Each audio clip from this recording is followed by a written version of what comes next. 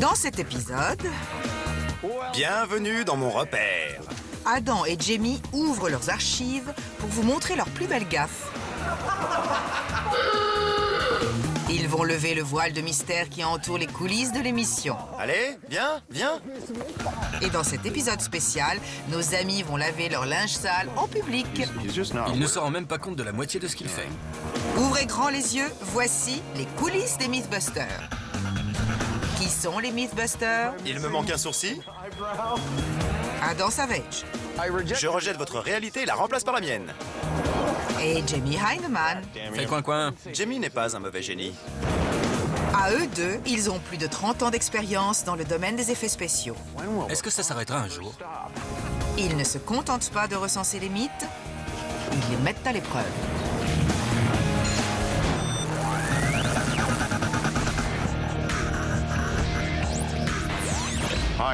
Bienvenue dans ce nouvel épisode spécial des Mythbusters. Une des choses sympas dans cette émission, c'est que nous vous montrons beaucoup de ce qui se passe en coulisses.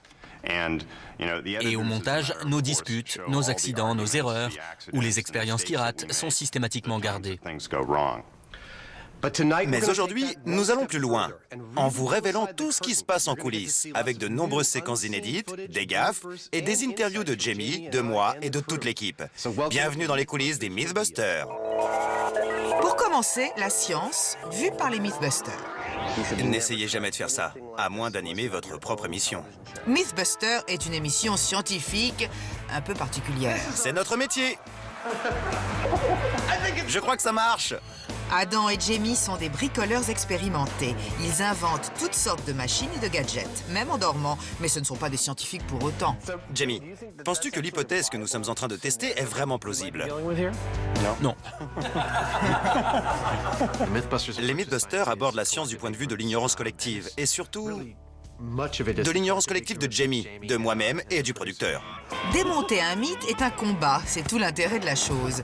Pour le mythe de la source d'énergie gratuite, Adam et Jamie ont assemblé à partir de plans trouvés sur Internet des appareils censés produire plus d'énergie qu'ils n'en consomment. À nous l'énergie gratuite! Nos amis se sont escrimés sur de drôles de machines. Adam a failli s'électrocuter avec l'une d'elles, censée capter l'énergie des ondes radio.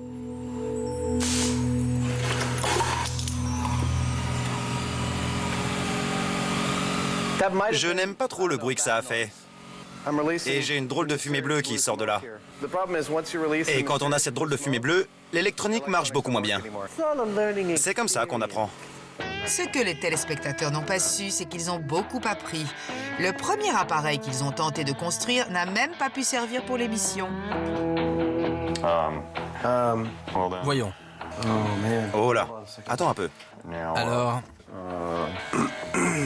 Je crois que... Bon. Ce mythe repose sur une profonde ignorance collective. On va devoir faire de sacrés efforts pour comprendre le sujet que nous traitons. La science est liée à l'ignorance collective. Son but est de faire reculer les limites de l'ignorance. En nous voyant, Jamie et moi, ou au moins notre producteur qui dirige le tout, combler nos lacunes, vous apprenez vous-même. C'est la science en marche. Il faut connaître la température interne. C'est pour ça qu'on utilise une sonde rectale. Une sonde rectale? Une sonde de température rectale. J'aurais vraiment tout fait pour cette émission. Prise de la température d'Adam avec une sonde rectale, première. Leur philosophie est d'apprendre en s'amusant. Comme pour le mythe de Goldfinger, où Adam s'est retrouvé dans une situation délicate. Sanjay, me respecteras-tu encore demain? Je suis fier que nous soyons les premiers à avoir montré une sonde rectale à la télévision. Mais je pense que les gens savaient que ça existait. Notre seule avancée est peut-être d'avoir fait reculer un tabou. Viens pleurer sur mon épaule. D'accord. Et encore, nous n'avons pas montré la séquence sous certains angles beaucoup plus explicites. Parfois, démonter un mythe impose une tenue très particulière, comme des couches pour adultes dans le mythe de la note brune. Une grande star de la télé comme moi n'a pas le temps d'aller aux toilettes. Alors je porte des couches pour adultes. Comme ça, je ne perds pas de temps. Porter des couches à l'écran ne fait peut-être pas très scientifique. Mais nous n'avons jamais prétendu faire une émission scientifique à tout point de vue. En revanche, ça nous permet d'atteindre un de nos objectifs. Si en zappant, vous tombez sur des types en couche par-dessus leurs vêtements, restez sur la chaîne pour savoir pourquoi. La surprise vous incite à suivre l'émission. Et là, vous pouvez apprendre quelque chose. Regardez-moi ça. Ça ne va toujours pas. Rappelez-vous de ne jamais imiter les méthodes de Mythbusters chez vous. Elles ne conviennent qu'aux personnes impatientes et surexcitées. De gros sacs poubelles. Il me faut de gros sacs poubelles. Voilà comment il faut faire. Tu n'aurais pas des entonnoirs présentables? Je les ai lavés. On dirait qu'ils sortent d'une poubelle. Franchement. Les Mythbusters font un effort pour paraître professionnels à l'écran. Mais il y a parfois du relâchement, comme Jamie avec ses entonnoirs dans le mythe du soda. Jamie nous apporte des entonnoirs incrustés de toutes les saletés qu'il peut avoir fait couler dedans ces 12 dernières années. Personne ne va prendre notre expérience au sérieux si on utilise des erreurs pareilles. Trouve-toi d'autres entonnoirs dans ce cas. Je vais aller en chercher d'autres. Quelle chieur. C'est important que nos entonnoirs aient l'air propres, si on ne veut pas que les gens nous écrivent aussitôt pour s'indigner. Pas étonnant que vos grenouilles soient mortes. Vous leur avez fait boire du soda avec un entonnoir recouvert de méthyléthylcétone. Vous l'avez entendu? Je les ai lavés. Je ne voudrais pas être invité chez lui. Je crois que si on savait exactement comment faire ce qu'on fait, l'émission serait bien moins intéressante. On se comporterait comme des scientifiques à commenter nos graphiques. Ce serait vite ennuyeux. Là, résoudre ces questions est pour nous une aventure. Apprendre au fur et à mesure nous amuse beaucoup. Et je crois que ça se voit dans l'émission. Et on peut s'éclater en apprenant. Oh mon Dieu! J'ai presque eu la chaise. Tu as presque eu la chaise. Allez, vas-y! Encore un de ces instants magiques de Mythbusters. Ouais, ça a marché! Voici officiellement le premier « Bon sang, mais qu'est-ce qu'on fiche là ?» de notre nouvelle saison. Encore une fois, « Bon sang, mais qu'est-ce qu'on fiche là ?» Mais que signifie ce bon sang? Mais qu'est-ce qu'on fiche là? À chacun de nos tournages, on voit tous les gens qui nous entourent pour nous aider à réaliser une action ridicule, grotesque, pour démontrer une chose totalement absurde, mais que la plupart des gens prennent bêtement pour une réalité. On regarde autour de nous et on se dit « Bon sang, mais qu'est-ce qu'on fiche là? Pourquoi on nous paie pour faire ça ?» Et puis on s'y remet, parce qu'on ne devrait jamais poser de questions quand on s'amuse autant. 3, 2, 1.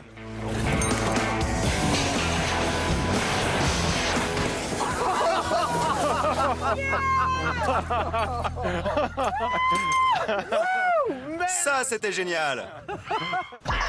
Adam et Jamie, le jour et la nuit. N'essayez pas de refaire chez vous ce que vous allez voir. Nous sommes des professionnels. Et je suis censé dire quoi? C'est vrai, c'est notre métier. Mythbusters, ce n'est pas seulement la démonstration que des mythes sont bidons. C'est aussi une curieuse alchimie entre deux animateurs pittoresques.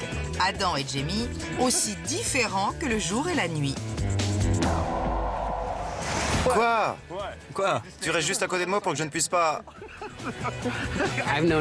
Ça doit faire environ 8 ans que je connais Adam. Nous avons travaillé ensemble sur de nombreux films pour Hollywood. Ce qui est dingue, c'est qu'à l'époque, quand j'y repense, il se comportait déjà comme s'il était devant une caméra. Un spectacle permanent. Alors là, il est parfaitement à l'aise. C'est fou.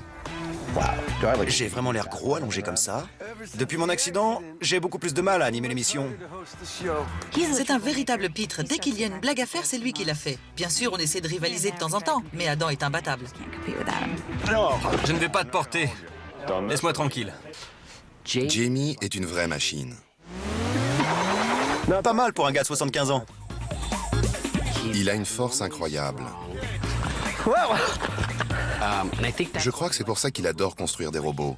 C'est comme s'il se construisait des copains à ses ordres. Il est très particulier. Franchement, vous connaissez beaucoup de gens avec un béret et une énorme moustache de morse? J'adore Jamie. J'aime son côté si particulier. Quoi? Jamie joue le rôle du calme, Il se montre enfin plus expressif. mais c'est un farceur qui se cache derrière ce masque. Franchement, je suis quelqu'un qui aime bien faire une bonne blague de temps en temps.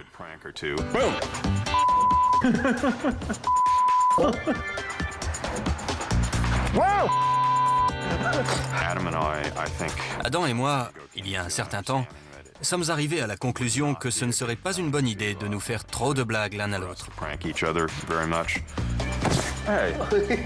Tu t'assieds ici, ce truc va faire comme ça et puis ça. Quand ils sont ensemble, parfois chacun semble pousser l'autre au pire. Adam et Jamie ont souvent des désaccords sur la manière d'animer l'émission. Tu t'inquiètes pour ton petit problème et moi pour le mien. Pour des trucs sans importance qui ne serviront à rien dans l'expérience. Les aspects visuels. On est à la télévision. Pour le mythe du lâcher de Penny, Adam a conçu un appareil de test permettant de mesurer la vitesse finale d'une pièce qui tombe. C'était l'une de ses créations les plus ingénieuses. Difficile de s'en rendre compte à la réaction de Jamie. Faisons un canon à pièces pour propulser notre Penny à une centaine de kilomètres/heure et on verra exactement ce que ça donne. D'accord. Adam dit à Jamie, tu n'as pas l'air très enthousiaste. C'est une première mondiale dans Mythbuster. Tu n'as pas l'air très enthousiaste. C'est une première mondiale dans Mythbuster. Je m'enthousiasme rarement. Nous allons montrer à la télévision une expérience où nous avons mesuré la vitesse exacte à laquelle tombe un penny. Pas de maths, pas de théorie, une simple mesure ici, dans notre laboratoire. C'est bien. Beau travail. Vous voir aussi acharné pour me faire exprimer des émotions, c'est incroyable. Et comme ça, essaye. Allez, fais-le après moi. Ouais! Tu peux faire ça? Ouais. Nous allons devoir te donner des cours d'expression télévisuelle. On exagère les choses. Mais s'il est capable de dissimuler ses émotions, Jamie a aussi parfois tendance à en faire un peu trop. Pour le mythe Évasion à la sauce piquante, il fallait reconstruire une prison mexicaine, ce qui lui a rappelé sa jeunesse. Je vous ai déjà raconté que j'ai travaillé plusieurs mois comme inspecteur en béton à Seattle. C'était avant ou après ton emploi de vétérinaire pour gros animaux dans un cirque? J'ai jamais fait ça. Tu dois confondre. Et c'était comment le travail d'inspecteur en béton? Ennuyeux? Eh bien, j'allais à droite, à gauche. Je me rendais sur différents chantiers. Ensuite, ça se faisait en 3 ou 4. Et après, on attendait sur place qu'on vienne nous chercher. Même si on essaie de lui dire « Ah d'accord, j'ai compris. Bon, j'ai quelque chose à terminer. » Il ne s'arrête pas. Il continue son histoire. Vous êtes obligé de rester là. C'est un vampire qui, avec ses mots, vous vide progressivement de votre énergie. Oui, je crois. Ça, c'est ce que je préfère. Quand on lui complète ses phrases, mais qu'il les termine quand même. Je crois que je veux une pomme. Oui, une pomme. Je trouve que Jamie est une cible assez facile. Parfois, j'ai honte quand on imite sa voix, ses tics, ses manies. Je veux que tous ceux qui ne participent pas directement à l'expérience aillent derrière cet écran de plastique. Adam, le producteur, et tous les autres ici se moquent de moi. Ils imitent ma manière de parler ou me mettent dans des situations dont ils savent qu'elles me tapent sur les nerfs, pour voir s'ils vont réussir à m'énerver. Je n'aime pas ça du tout. L'échelle de noblesse. L'échelle de noblesse.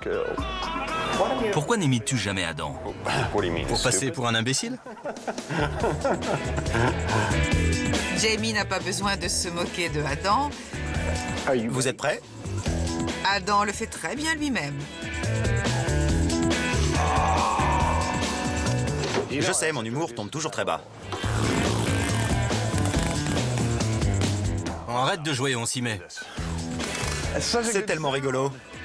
Adam apporte à l'émission une vitalité toute particulière, mais aussi quelques pas de danse. Danser est très important pour moi parce que je n'ai pas ça dans le sang, c'est drôle.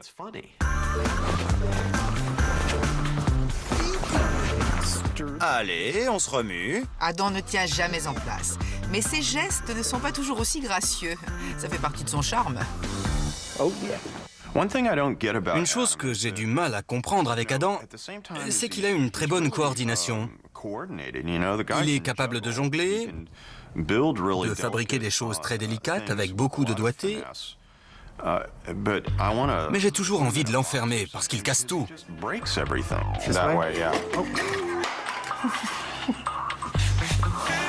Merci, Adam. Ça fait mal quand je rigole. Ce que j'apprécie quand je travaille avec Adam, c'est sa vitalité et le dynamisme qui lui permet de vaincre les difficultés rapidement. C'est une vraie qualité. Mais le revers de la médaille, c'est qu'il commet beaucoup d'erreurs. Peut-être que sa manie de se mettre des objets dans les yeux explique la tendance de Adam à ne pas remarquer ce qui est totalement évident. Par exemple, dans le tonneau de briques pour monter l'échafaudage. Jamie, as-tu une idée de l'endroit où ça se fixe? Cette barre est plus courte que les diagonales. Et je me disais qu'elle pouvait lier les niveaux entre eux. Mais non. Alors, je ne sais pas où elle peut aller. Et elle n'a pas la longueur pour relier les deux côtés. Non. Comme ça. D'accord. Je crois que je vais avoir l'air très bête. Il y a des chances. Bon, j'allais avoir l'air très bête. Et je me sens très bête. Ou avec le coup de foudre sur le piercing de la langue pour lequel Adam a perdu la tête. Jamie? Qu'est-ce qui t'arrive, Adam? Eh bien, on dirait qu'il me manque une tête. 2, 4, 6, 8, 9...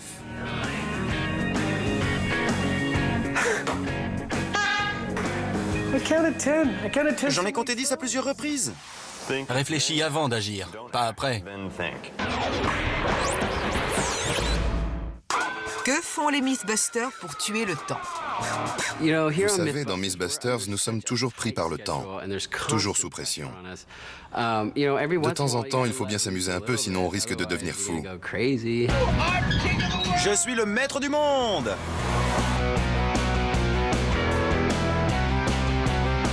Entre les prises, le studio des Mythbusters prend des allures de cours de récréation. Mais si on n'évacue pas la tension, on devient fou. Je pense qu'ici, comme dans tout autre espace de travail, il faut évacuer un peu son stress. Et puis, je n'ai pas souvent l'occasion de montrer à tout le monde comme j'imite bien le pan.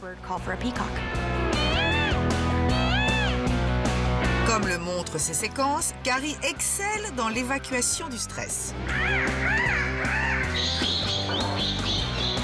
Danse comme un poulet. Oui, c'est ça, c'est bien. Tout le monde aime faire la danse du poulet. Enfin, presque. Certains membres de l'équipe ont tendance à vraiment faire les imbéciles dans l'émission. Adam, notamment, est sans arrêt en train de s'enfoncer quelque chose dans le nez. J'ai un rhume.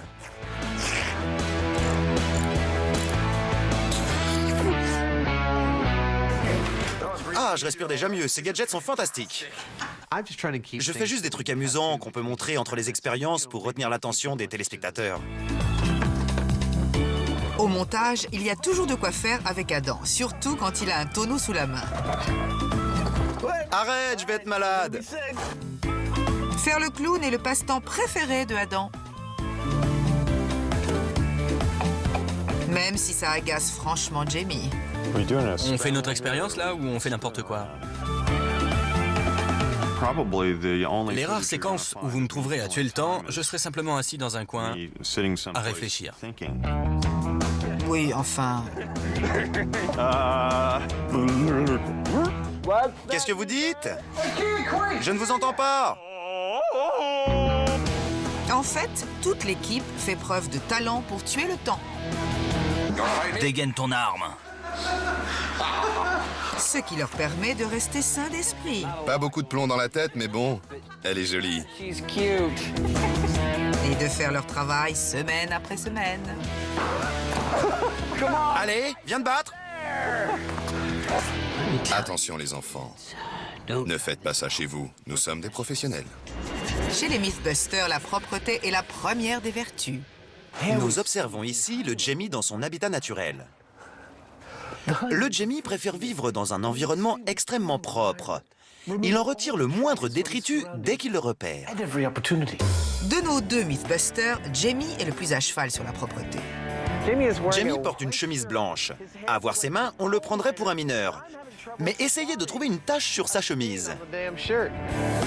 S'il y a une chose qui lui tape sur les nerfs, c'est la saleté. J'en ai vu faire de la moto dans les bureaux. Il y a des marques de brûlures sur les moquettes, des taches de café partout. C'est exaspérant. C'est exaspérant. Certains d'entre nous sont plus soigneux que les autres. Tori essaie de faire le ménage. Jamie est maniaque là-dessus. Et Adam est le démon de la saleté en personne. Oh non. Oh, c'est du propre. Ça sent meilleur que le cochon pourri, non? Adam se salit sans arrêt alors que je suis toujours propre. Il continue à dire que je nettoie pas après moi? Il se plaint encore de ça? Quand ils travaillent sur plusieurs mythes en même temps et que la situation leur échappe, il arrive que Jamie perde patience. Allez les gars, il est temps de faire un peu de ménage. Il n'y a pratiquement plus moyen de se déplacer ici. Je dois faire tourner la boutique, moi. Il y a cette camionnette dans le passage. Des cochons morts dehors qui empestent le parking et ces saletés de canards partout dans la salle de bain. Il serait temps que vous y mettiez un peu du vôtre. Faites le ménage. J'en ai ras-le-bol de venir le matin ou le week-end le faire à votre place. Avec beaucoup d'habileté, Adam esquive la responsabilité. Est-ce que c'est l'émission qui provoque ces conflits? Non, je crois qu'il faut chercher la cause chez Jamie, avec son caractère maniaque et étrange. Par exemple, quand il s'est énervé à cause du poulet en liberté, nous étions installés sur une table recouverte de papier. Recouverte de papier. Bon, remettez-moi ce poulet dans sa cage. Non, je suis en train de l'hypnotiser. C'est ça, et qui va tout nettoyer? Ce sera Peter et moi, nous étions d'accord là-dessus. Donc le poulet est là, à marcher sur le papier comme prévu. Et il fait une fiente. Normal, les poulets ne vont pas aux toilettes. Et voilà que Jamie se met en rogne à cause de cette fiente de poulet sur le papier. Il va falloir nettoyer. On va devoir changer le papier. Il va falloir que je...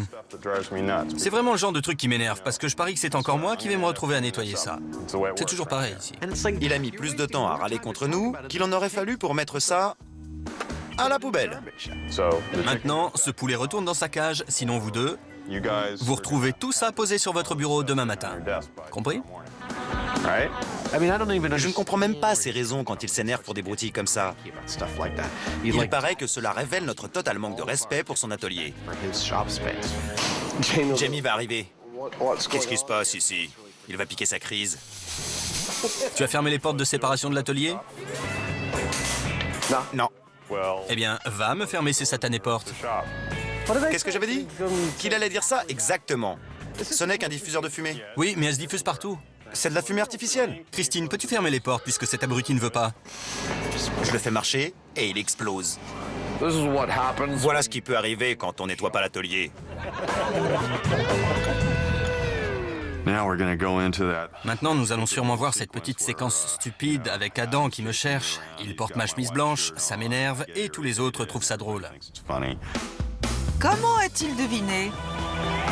Pendant le mythe du plongeur aspiré par un bombardier d'eau, la fameuse chemise blanche a en effet changé de propriétaire, provoquant chez Jamie une crise d'angoisse de la séparation.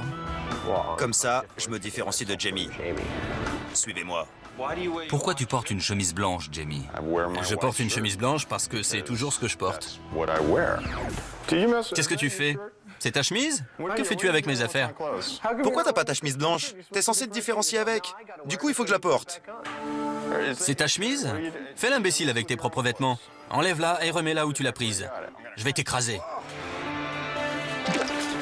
Ça, ce n'était pas malin. On m'avait demandé... Tu m'en as mis partout. Oui, mais on m'avait dit de le faire. Je n'ai plus qu'à l'envoyer à nettoyer. Et moi, à envoyer la mienne. Vous cherchez tous à me faire tourner en bourrique pour voir si vous réussirez à avoir une bonne séquence ou je pique ma crise. Je crois que nous avons réussi. Pourquoi faut-il que ta chemise blanche soit toujours propre, nette et bien repassée? C'est vrai que c'est très étrange. C'est quoi ce cirque? C'est évident que j'enlève ma chemise blanche quand je sais que je vais me salir. Sinon, je risque de l'abîmer et elle serait irrécupérable. Ça te va? Tout à fait. Bien, merci. Les mauvaises prises. Dans Mythbusters, les mauvaises prises sont fréquentes. Même le clap de début est parfois à refaire. La sonnerie d'un portable est une perturbation très fréquente. Dès les débuts de l'émission, l'équipe s'était mise d'accord pour faire payer le coupable avec de la bière. Et une caisse de bière. Vous pouvez lui montrer une nouvelle technique, il va la comprendre au quart de tour et saura l'utiliser par la suite. Et une caisse de bière.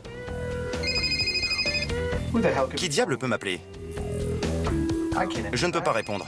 J'attache un estomac de porc sur un squelette. Si j'achetais une caisse de bière chaque fois que ça arrive, l'équipe serait ivre en permanence. Je dois acheter 2 ou 3 caisses de bière tous les 15 jours, je dirais. Adam se fait toujours avoir par son portable, parce qu'il faut bien le dire, ce type adore parler. Les Mythbusters. D'énormes dégâts, au nom de la science, jour après jour. Et 2 caisses de bière. Mais une personne a réussi à éviter ce gage. Je n'ai jamais eu à payer de caisse de bière à l'équipe pour avoir laissé sonner mon portable pendant un tournage. Principalement parce que je le mets sur vibreur.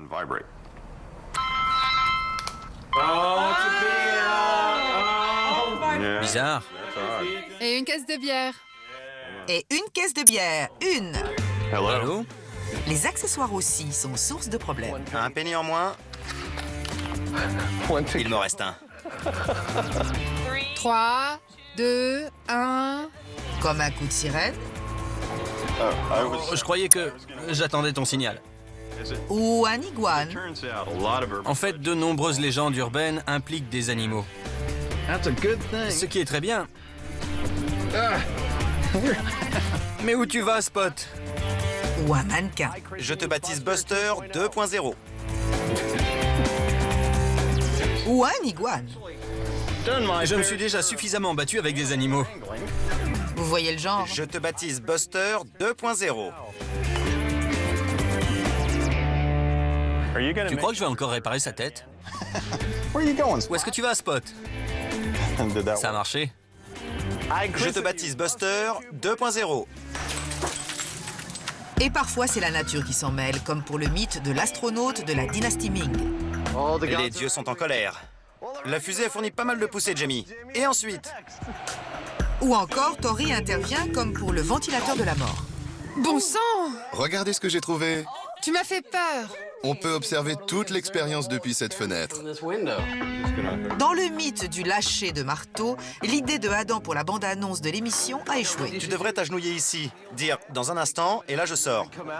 D'accord, Mais ne ferme pas le loquet. d'accord. Ok, Je t'assure, c'est horrible là-dedans. d'accord. Moteur, Faut le fermer, Adam. On voit que c'est ouvert, ferme-le. Je refuse de le fermer, Jamie va m'enfermer à l'intérieur. C'est horrible là-dedans. moteur. Dans un instant, tu as tout fait rater. Dans un instant. Dans un instant. Un marteau peut-il vous sauver la vie si vous tombez d'un pont? C'est horrible là-dedans. Dans Mythbusters, les dialogues sont improvisés. Chacun invente ses répliques, ce qui se termine souvent par un bafouillage inintelligible. Ce mannequin sera Buster. Encore plus beau qu'avant. Plus fort, Plus beau. plus rapide. Plus rapide? Nous ne sommes pas des comédiens, nous ne récitons pas un texte. Nous cherchons juste à mettre un peu d'ordre dans nos idées face à la caméra. Il y a des jours où mon cerveau et ma bouche refusent de communiquer. Essayer de dire quelque chose devient aussi pénible que de me faire arracher une dent. Alors avec ça... Désolé, laissez-moi réfléchir 2 secondes à ce que je vais dire. Je ne peux pas. Ce truc ne va pas. Quand on veut... Désolé. Vous avez un temps illimité pour faire... Vous savez ce qui est le pire? C'est que tout en parlant, on commence à écouter ce qu'on dit. Causé par la décomposition humaine des déchets. La décomposition des déchets de l'homme. Et là, on se demande, ça veut dire quelque chose que je raconte? Plus le matériau avec lequel vous travaillez est toxique, plus ce matériau est important. Ça ne veut rien dire du tout. Ce que Carrie dit devant la caméra, ça a toujours un sens? C'est en fait le soufre en vous qui... Le soufre, c'est en fait... Quand on est filmé par une caméra de télévision et qu'on n'en a pas l'habitude, on réfléchit vraiment à ce qu'on va dire pour ne pas passer pour une imbécile. Bon, on la refait.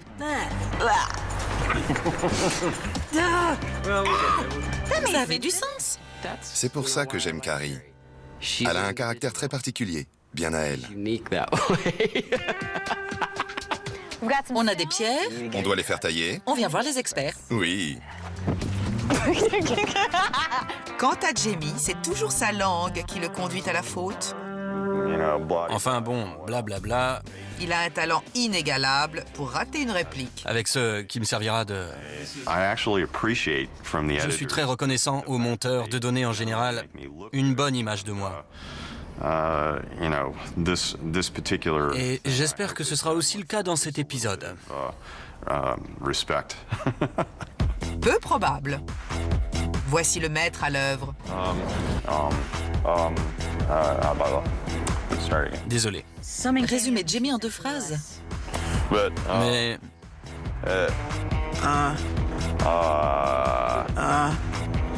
Ça vous va? Jamie peut se montrer lamentable quand il doit dire quelque chose. réfléchir à ce que je dois dire et le dire en même temps, c'est très difficile pour moi. Mais il cherche vraiment à bien faire. Je suis un bon créateur et je ne crois pas que... Non, désolé. Je suis un bon créateur et...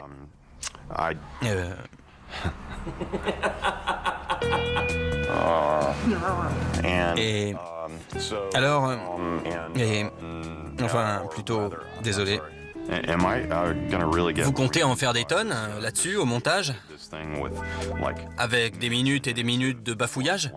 C'est ça votre intention?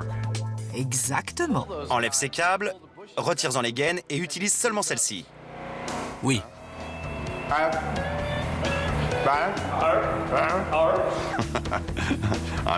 Parler ne m'intéresse pas en général. Je ne sais pas le faire et je ne m'exerce pas.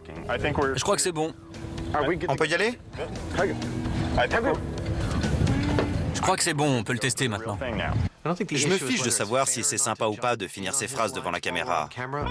Nous risquons sans arrêt notre peau, avec l'empoisonnement au CO2, L'asphyxie de la peau.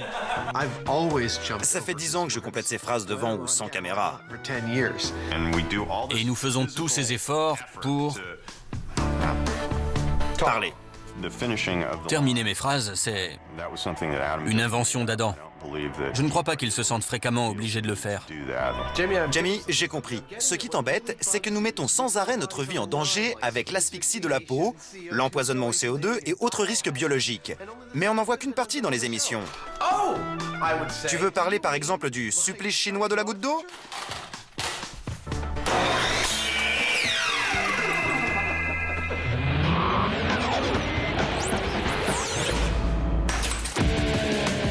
Pour les Mythbusters, la sécurité passe avant tout. 2 membres de l'équipe sont chargés de veiller à ce que personne ne soit blessé pendant le tournage de l'émission. Le premier est Buster. Il tient le rôle de victime pour les mythes les plus dangereux. Le second est Jamie. C'est le responsable de la sécurité. Une fonction qu'il prend très au sérieux. 24 heures sur 24.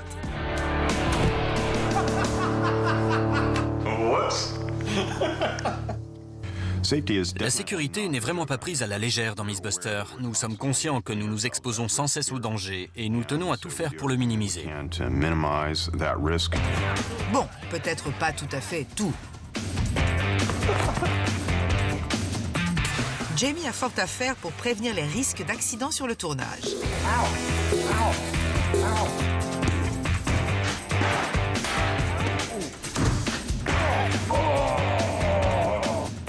Ce qui lui rend bien service, c'est l'armure de l'homme rouge, conçue pour protéger les kickboxers débutants. Mais avec elle, Adam se déchaîne. T'es prêt? Allez, vas-y, viens. Voilà un truc que j'ai envie de faire depuis un bon bout de temps. Oh oui. En tant que responsable de la sécurité, Jamie se sent obligé de tester la tenue. Avec Adam à l'intérieur, bien sûr. Bon, ça va suffire. Je suis prêt pour un entraînement plus poussé. Faire le zouave sur le plateau est très amusant, mais parfois les choses vont un peu trop loin. Et quand ça arrive, Tori n'est jamais très loin. Pour le mythe emporté par le vent, il a décidé de tester si leur portique supporterait le poids d'un porc entier suspendu. J'étais sûr que vous alliez me parler de cette histoire. J'aime voir quand Tori se cogne la tête, c'est vraiment marrant. T'as dû morfler, désolé, ça me fait rire. Bon sang! Tu te l'es vraiment pris en plein sur le crâne. Vous pourrez me copier la cassette? Ça faisait vraiment très mal. Si vous regardez la vidéo, j'en ai les larmes aux yeux. Vraiment.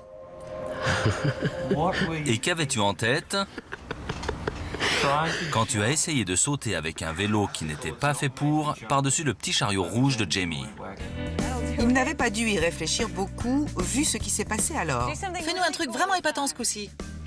Admirez à nouveau la démonstration de Tori, ce qu'il ne faut pas faire avec un vélo. Poussons-le encore jusqu'à ce qu'il se fasse mal. C'est toujours rigolo. Je crois pas qu'on ait besoin de le pousser beaucoup. J'avais fait un petit test. Je croyais avoir réussi à passer au-dessus. Pas moyen de le faire, le vélo est trop lourd. Non, Tori, pas du tout, je crois que tu y étais. Il me semble avoir demandé à Carrie si j'étais monté assez haut. Elle me l'a confirmé. Oui, tu étais largement au-dessus. C'était clairement et nettement de l'ironie. Tu sens ce que je sens? C'est-à-dire? Il va lui arriver un pépin. J'étais persuadé que je pouvais y arriver. Je pensais vraiment réussir à passer par-dessus. Voici donc une scène incroyable. Incroyable.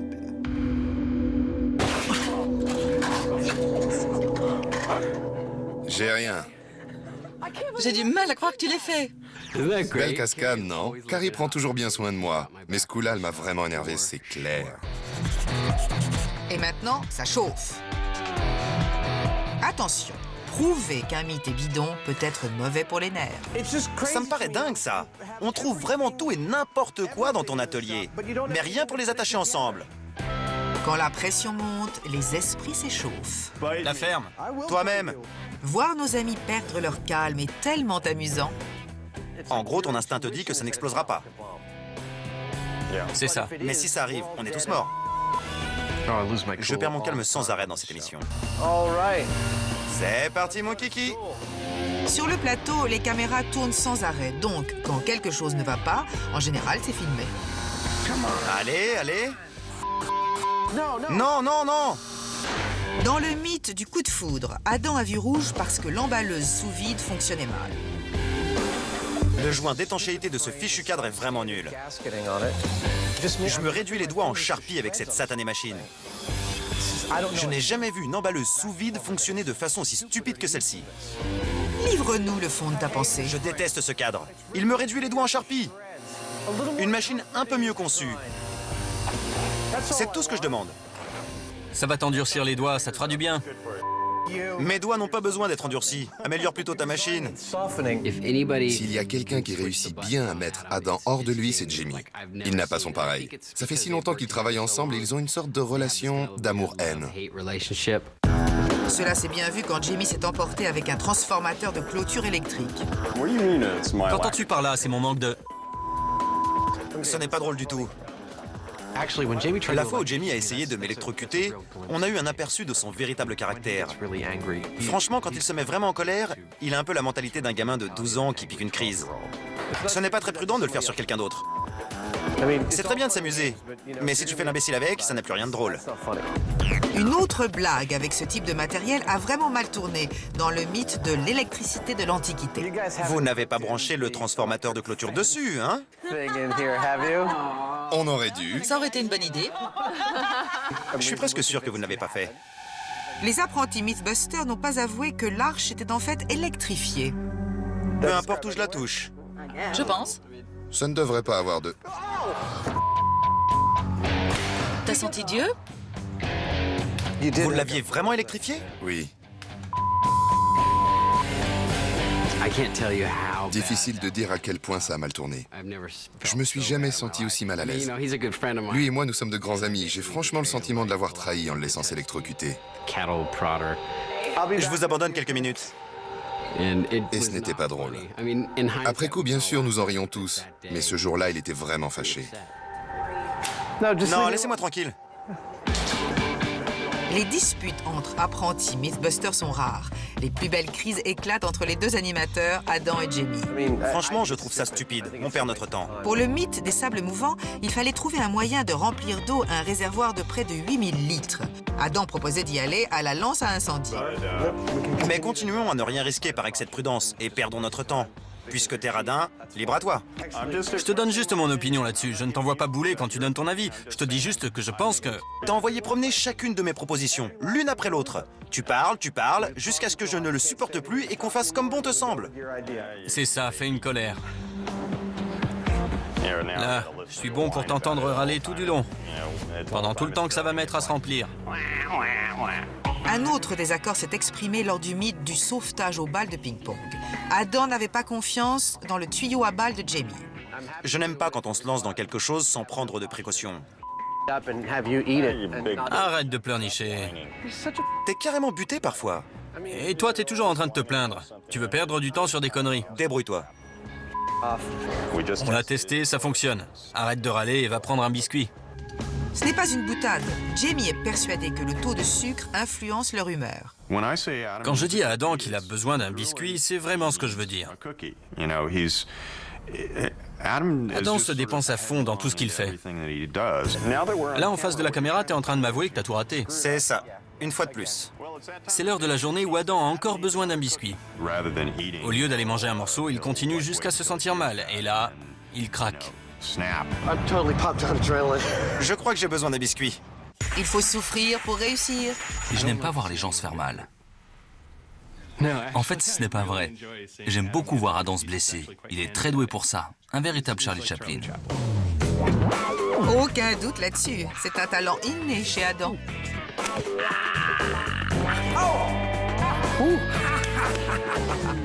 Comme le dit Adam, sa douleur est télégénique. Je me suis fait peur. Se faire mal est pour lui un véritable spectacle. Oui, ça fait mal. Il a rebondi. Quelqu'un a vu où le dernier penny est tombé? Adam est une catastrophe ambulante. Il est un danger pour lui-même, ce qui est très télégénique. J'ai beaucoup travaillé avec Adam et il est très rapide, parfois même un peu trop. Il est du style à rouler à 150 à l'heure, mais dans la mauvaise direction.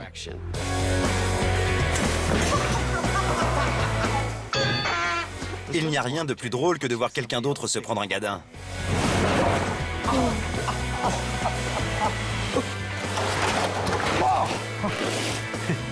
Avec moi, vous devez avoir pas mal de séquences de chute, parce que je me casse souvent la figure. Tu restes allongé là un moment ou je t'aide à te relever? Après avoir revu toutes ces séquences, c'est extrêmement drôle de voir le peu de compassion dont les autres font preuve à mon égard. C'est particulièrement vrai de Jamie. Que Adam fasse le zouave, Bien fait pour toi. ou qu'il souffre réellement. C'est vraiment affreux. Tu l'as mérité. J'ai des fourmis partout sur mon chapeau. Et partout sur ma tête. Hé, j'ai des fourmis sur la tête.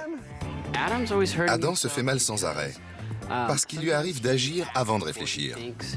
C'est ce qui lui est arrivé dans le mythe du nettoyage du putois. Et encore une fois devant la caméra. Vous avez remarqué, dans l'émission, on a 4 minutes de science et 10 où je me fais mal. Pour ce qui est de se faire mal, Adam est de loin le meilleur. J'ai senti la décharge.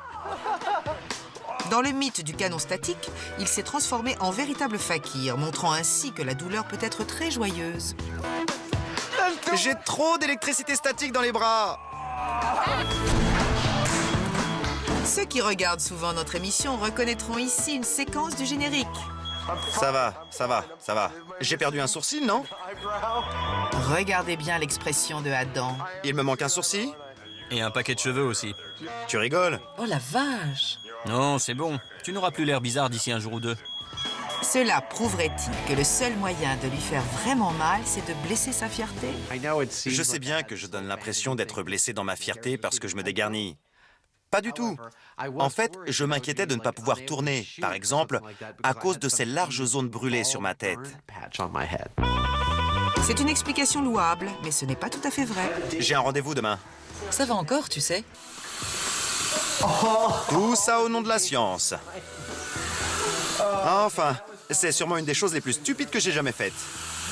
Oui, c'est vrai. J'avais un rendez-vous ce soir-là. Et en fait, il s'est merveilleusement bien passé. Malgré mes cheveux légèrement roussis.